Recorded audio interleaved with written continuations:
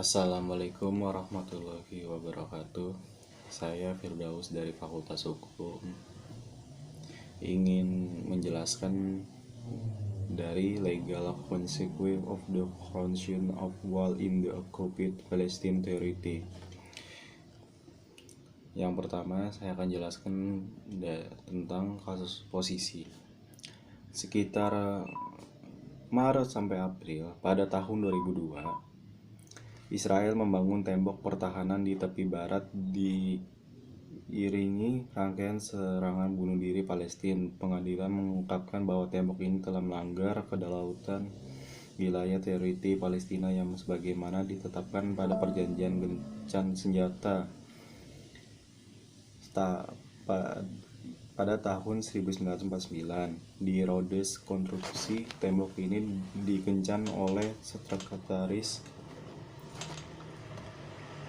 Jenderal PBB Israel mengatakan bahwa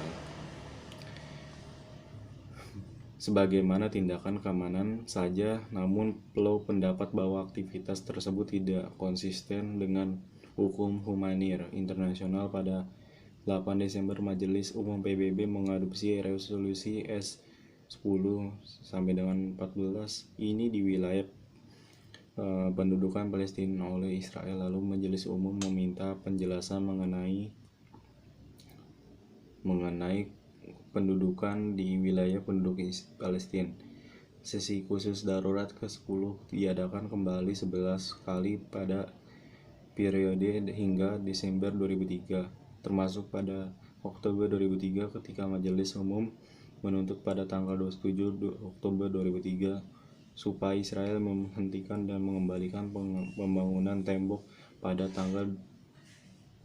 tembok tersebut. Temuan pengadilan dalam pendapat tembok adalah pengadilan menemukan dengan suara bulat bahwa ia memiliki yurisdiksi untuk memberikan pendapat penasihat yang diminta. Dengan 14 suara untuk 1 dengan Hakim Burgetal memberikan suara bahwa konstruksi tembok yang dibangun oleh Israel kekuasaan pendudukan Palestina termasuk di dalam sekitar Yerusalem Timur dan rezim yang terkait bertentangan dengan hukum internasional. Israel berkewajiban untuk menghentikan mengerjakan pembangunan tembok yang sedang dibangun itu untuk segera membongkar dengan struktur yang ada di dalamnya. Israel berkewajiban untuk melakukan perbaikan semua kerusakan. PBB dan terutama Majelis Umum dan Dewan Keamanan harus mempertimbangkan tindakan lebih lanjut apa yang diperlukan untuk mengakhiri situasi legal yang diakibatkan oleh pembangunan tembok dan rezim terkait. Dengan pertimbangan pendapat penasihat yang pada saat ini, setelah itu pada tahun 2004 Mahkamah Internasional menetapkan pembangunan batas pertahanan menyalahi hukum internasional dan Israel harus merobohkannya. Yang kedua, self determination ya.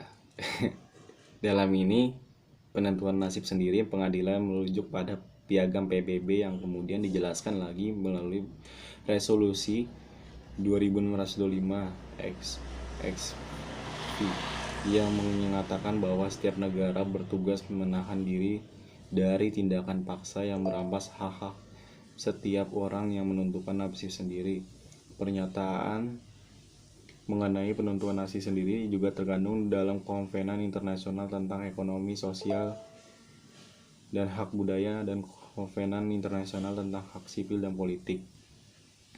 Pembangunan tembok ini dinilai telah melanggar hak Palestina untuk menentukan nasib sendiri, juga melanggar akuisisi wilayah dengan menggunakan kekuatan.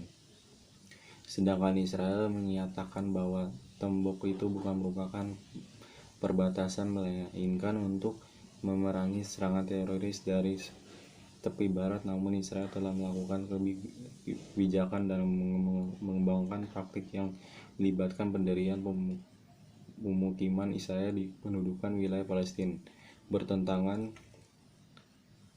pada pasal 49 paragraf 6 Konvensi Jenewa keempat yang mengatur kekuatan penduduk tidak boleh mendeportasi atau pemindahan sebagai penduduk ke wilayah yang didudukinya. Yang ketiga, pengakuan. Pengakuan itu menurut pengadilan Israel juga turut melanggar kewajiban erga omnes, yaitu kewajiban untuk menghormati Palestina dalam menentukan nasibnya sendiri, dan kewajiban tertentu sebagaimana um, sebagaimana diatur dalam hukum humaniter internasional. Dan pengadilan untuk pun menyatakan bahwa setiap negara wajib untuk tidak mengakui pembangunan tembok ilegal yang dilakukan oleh Israel di wilayah pendahulu Palestina. Mereka juga berkewajiban untuk tidak memberikan bantuan dalam bentuk apapun yang mendukung pemeliharaannya pembangunan konstruksi tersebut. Selain itu, semua negara pihak yang ada dalam Konvensi Jenewa yang membahas perlindungan orang sipil dalam waktu Perang 12 Agustus 1949 berkewajiban untuk sementara untuk menghormati piagam PBB dalam hukum internasional dengan memastikan kepatuhan Israel terhadap hukum humaniter internasional sebagaimana termasuk dalam konvensi itu. Selanjutnya kedaulatan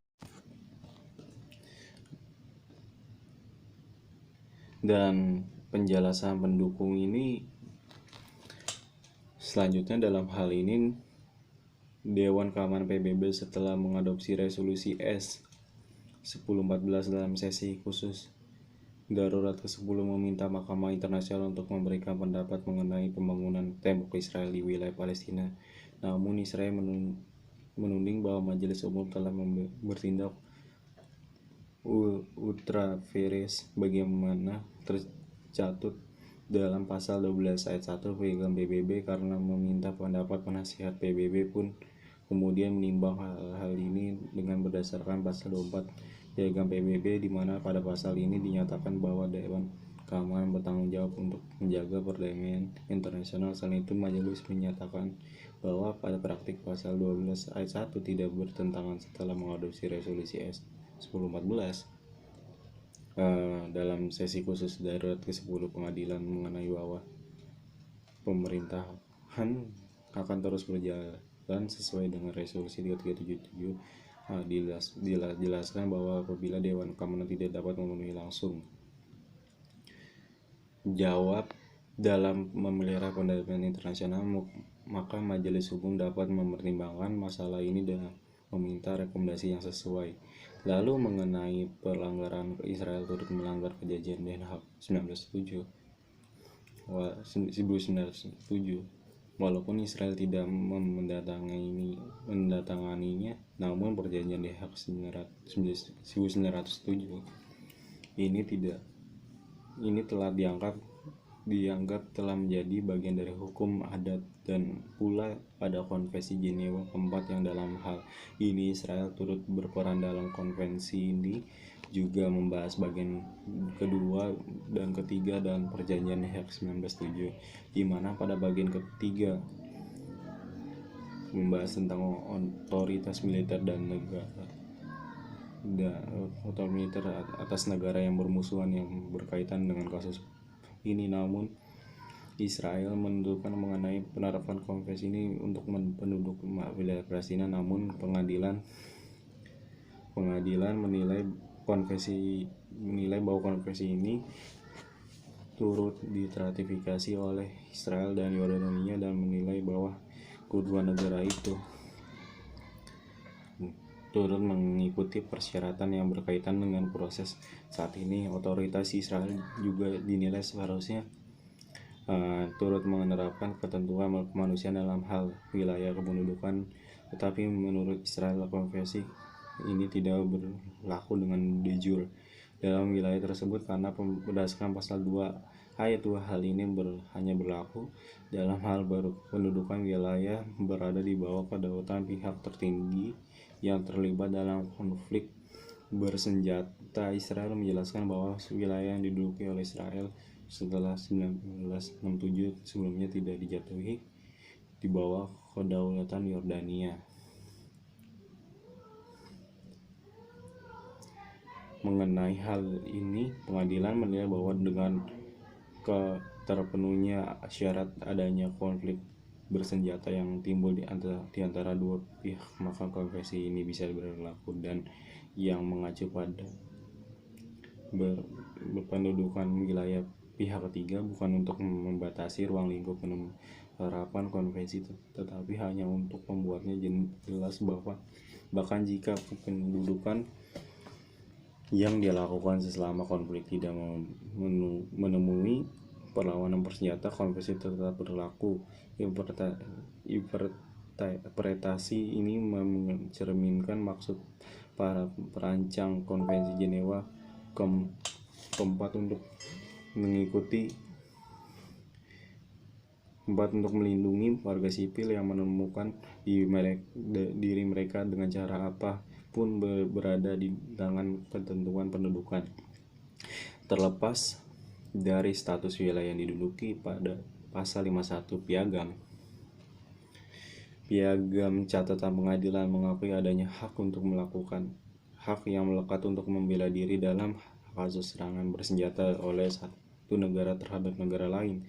Namun Israel melakukannya, tidak mengklaim bahwa serangan terhadapnya tidak dapat dilakukan oleh negara asing. Pengadilan juga mencatat Israel yang melakukan kontrol di wilayah pendudukan Palestina, dan bahwa sebagaimana negaranya sendiri, dan ancaman tersebut dianggap sebagai pembenaran konstruksi tembok ini berasal dari dalam dan bukan dari luar wilayah itu, karena situasinya berbeda dari yang dimaksud oleh Dewan Keamanan Resolusi 1968 2001 dan 1373 2001, dan karena itu Israel tidak dapat dalam hal apapun memohon itu resolusi yang mendukung mengklaim untuk menggunakan hak bela diri. Konsekuensinya, pengadilan menyimpulkan bahwa pasal 51 Piagam tidak memiliki relevansi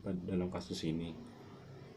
Pengadilan mencatat bahwa Israel pertama-tama wajib mematuhi kewajiban internasional yang dimilikinya dilanggar oleh pembangunan tembok di wilayah Palestina yang diduduki. Karena itu Israel terikat untuk mematuhi kewajibannya untuk menghormati hak rakyat Palestina, penentuan nasib sendiri, dan kewajibannya di bawah hukum humaniter internasional dan internasional hukum hak. Selain itu, dan berikut ini adalah tugas individual, yang dimana kesepakatan gencatan senjata pada tahun 1949 adalah serangkaian perjanjian gencatan senjata yang ditandatangani selama 1949 antara Israel dan Mesir. Yang pertama Libanon, yang kedua Yordania, yang ketiga Suriah, yang keempat untuk secara resmi mengakhiri permusuhan resmi Perang Arab dan Israel pada tahun 1948 dan membangun garis gencatan senjata antara pasukan Israel dan pasukan Yordania Irak, juga dikenal sebagai garis hijau. Perserikatan bangsa-bangsa membentuk badan pengawas dan pelopor untuk memantau jalur gencatan senjata yang telah ada. Selain itu, diskusi yang berkaitan dengan penegakan gencatan senjata menyebabkan penandatanganan deklarasi tripartit tahun 1950 yang terpisah antara Amerika Serikat, Inggris, dan Perancis. Di dalamnya mereka berjanji untuk mengambil tindakan di dalam dan di luar PBB untuk mencegah pelanggaran garis perbatasan atau gencatan senjata. Ini juga menjabarkan komitmen mereka terhadap perdamaian dan stabilitas di wilayah itu. Penentangan mereka terhadap penggunaan atau ancaman kekuatan, dan menegaskan kembali penentangan mereka terhadap pengembangan perlombaan. Garis-garis ini bertahap hingga Perang 6 Hari pada tahun 1967, dan perjanjian dengan Mesir ini pada tahun 6 Januari 1999 oleh Dr. Alfred Bonchen mengumumkan bahwa Mesir akhirnya setuju untuk memulai pembicaraan dengan Israel dengan gencatan senjata. Pembicaraan dimulai di Pulau Yunani Rhodes pada 12 Januari, tak lama setelah dimulainya mereka, Israel setuju untuk membebaskan brigade Mesir yang terkepung di Fallujah, tetapi segera membatalkan perjanjian mereka. Di akhir bulan pembicaraan gagal, Israel menuntut agar Mesir menarik semua pasukannya dari wilayah bekas mandat Palestina. Rujukan Mesir bersikeras bahwa pasukan Arab mundur ke posisi yang mereka pegang pada 14 Oktober 1948 sesuai resolusi Dewan Keamanan S-1070. Tanggal 4 November 1948 dan pasukan Israel mundur ke posisi utara Jalan Majel Hebron. Kebutuhan memuncak pada 12 Februari 1949 dengan pembunuhan Hasan al-Banna, pemimpin kelompok Islami Ikhwanul Muslimin. Israel mengancamkan akan meninggalkan perundingan, di mana Amerika Serikat menghimbau para pihak untuk membawa mereka pada kesimpulan yang sukses. Pada 24 Februari, perjanjian gencatan senjata Israel dan Mesir